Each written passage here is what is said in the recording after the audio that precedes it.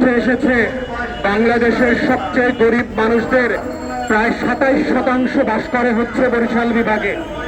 আজ থেকে 20 বছর আগে যেটা আমরা জানতাম যে রংপুর বিভাগ নাকি মঙ্গা পীড়িত, রংপুর বিভাগ নাকি দুর্ভিক্ষ পীড়িত, রংপুর বিভাগে নাকি মানুষ না খেয়ে দুর্ভিক্ষ অঞ্চলের মতো করে জীবনযাপন করে।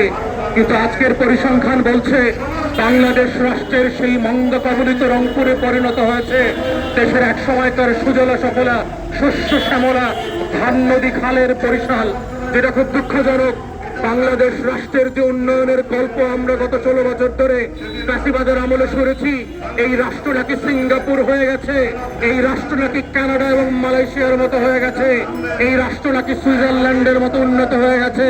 তাহলে ঠিক একই সময়ে এই উন্নয়নের কল্পচারিত যে পরিসংখ্যান ব্যুরোর রিপোর্ট যেটা ফ্যাসিবাদের আমলে করা হয়েছিল, তাহলে আমার রাষ্ট্রের একটা বিভাগ কেন উগান্ডার মতো, হাইতির মতো, ইয়েমেনের মতো দরিদ্র পীড়িত অঞ্চলে পরিণত হয়ে গেছে?